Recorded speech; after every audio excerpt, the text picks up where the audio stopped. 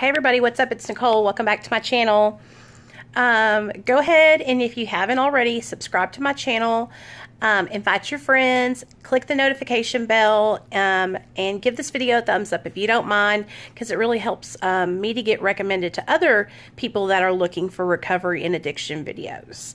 My name is Nicole DeMayo, and I'm a recovering addict and alcoholic, and I've been sober for 3 years. My sobriety date is July 13th of 2015, and I am on Suboxone, a medically assisted treatment program, and I will be until I, feel comfortable tapering down. But I just haven't felt like I was ready yet. But I love my recovery, and I work really hard on giving back to others to stay sober, because that helps me stay sober when I help other people, and working with my sponsor and on triggers and on self-love and things that are going on inside of me. But today I wanted to share my experience with you guys, and this is just my experience. If you don't feel this way, that's okay. It doesn't make it wrong. We're all different, and there are so many different ways to recover. There's just so many awesome programs, you guys. Like, if you don't agree with something I'm saying, there's something out there for you. I promise. Just don't give up. So lately here, I have had a couple of friends that have relapsed and really been struggling with feeling like they need to put on this act, like this fake I'm okay act. And man, I can relate to that. I used to feel like that all the time. Like I had to be stronger. I had to push through the sadness, the heartache, the pain, the depression, the anxiety. I had to push through it because other people needed me. I had to be stronger. What I learned through my recovery today is that my pride and my ego are my greatest difficulty. Because pride and ego is what tells me I don't need to ask for help. That pride in not letting other people see me struggle, that ego in not wanting to ask for help, and the stretching myself too thin to try to help others. If I am not healthy, I cannot do shit for anybody else. If I'm not taking care of myself first and my recovery first, then I'm no good to anybody. I think during the holidays, we all feel like we have to go around our family members, that we have to be around people that maybe they use, maybe they make us feel uncomfortable, maybe they're a trigger to us and they don't even know it. But you guys, I'm here to tell you that your recovery has to come first.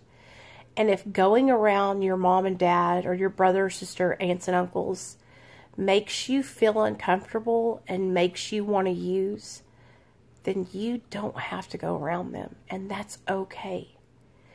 It is okay to say, loved ones, I love you, but I'm really working hard on healing, and I need to take this holiday for myself. I need to take this holiday to focus on my recovery and working on why I feel triggered around you, why I get upset when we're around. Or if it's somebody that uses and you don't want to be around it, then that right there, you have got to say, I can't be around you. I know you have drugs. I know you take pills. Because what your addiction's going to tell you, your addiction's going to say, oh, well, you can go around them. They won't offer them to you. You know that.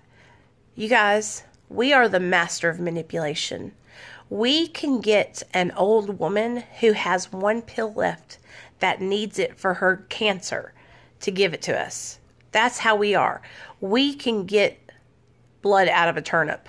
Addicts and alcoholics, we can get blood out of a turnip. We can get our way.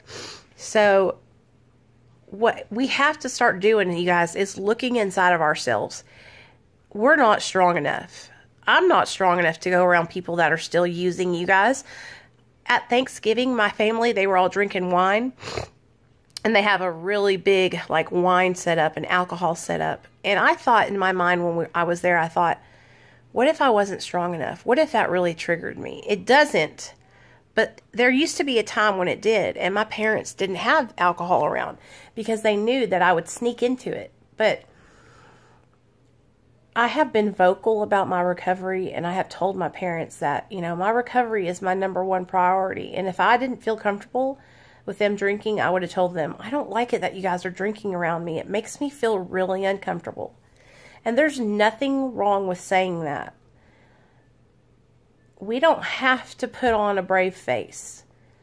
We're struggling, you guys. And the best thing that I've ever done was to say, I can't do this. I'm struggling. I can't go around you, sis. I love you. Like my sister Michelle, I used to not be able to go around her at all because she was one of my greatest triggers. She would have Xanax in her purse and I would see it. So I had to stop going around her for the longest time because I wanted to steal her Xanax out of her purse, you guys. So what I did was I just stopped being around my sister until she made the choice to stop taking Xanax. And not to even bring it around me. Like, she won't even bring it in her purse to the house. Because if it's in her purse, in her car, I don't care. I'm going to get to it. Do you understand? Like, I got to protect myself. And the longer I stay sober, the more I realize how important my recovery is to me. And how important it is for me to not put myself in those situations. Because there's some days where I just don't feel good. Like, today I'm struggling. Today I feel like shit. Today my stomach hurts. I got gas. I've taken Gas-X. I've drank water. I've walked around. I've done everything I can think of to get all this gas out of me. And it's like somebody's taking an ice pick and stabbing me in my gut. It hurts so bad.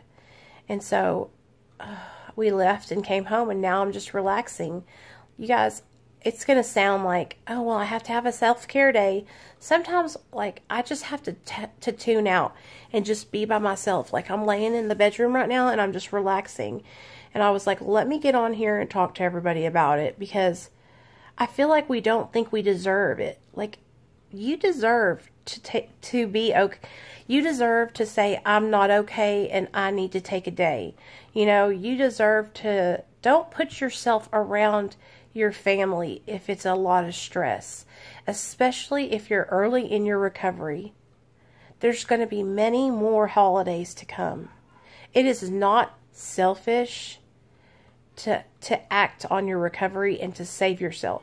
You've got to do it, or you won't be no good to them later.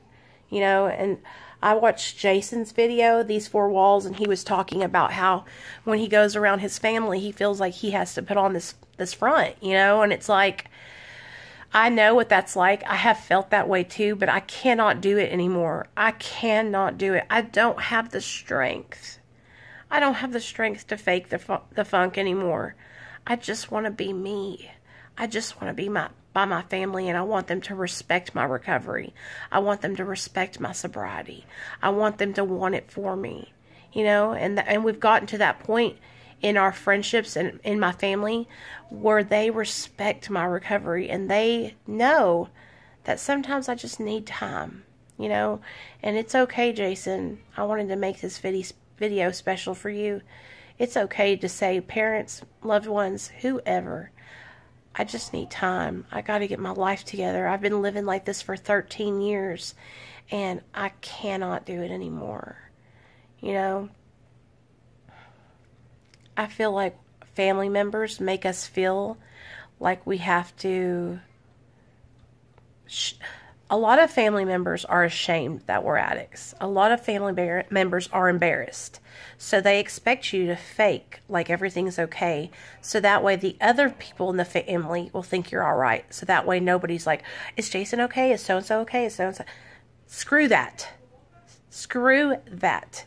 This is not about faking for the holidays. This is about your life for the rest of your life. Faking during the holidays can cause you to die. It can cause you to go back out, relapse, and die. This is about your life. There's no more faking it. There's no more putting on a show. If you don't feel comfortable, do not go. If you don't feel like participating, don't participate. It's okay. Believe me. And they're going to be upset with you. They're going to say, oh, you're so selfish. That's right. For once in your life, you're being selfish about your recovery and your self-care. And nobody can get mad at you for that. Nobody can get mad at you for working on you. Nobody can get mad at you for wanting to live and not die. So it's a hard time of the year, you guys, because it's like all the different personalities, all the holidays, all the people together. A lot of people are going through the same things we're going through. A lot of people's families don't understand. And if you know what, if your family is trying to make you do something you don't want to do, you tell them, hey, I would love it if you would go to Al-Anon and learn about the disease of addiction. And that way you will understand why I have to set this boundary. So if they're willing to go to Al-Anon, then say, if you're willing to go to a couple meetings and learn about my disease, and then I can make some sacrifices. But they're going to have to make sacrifices too.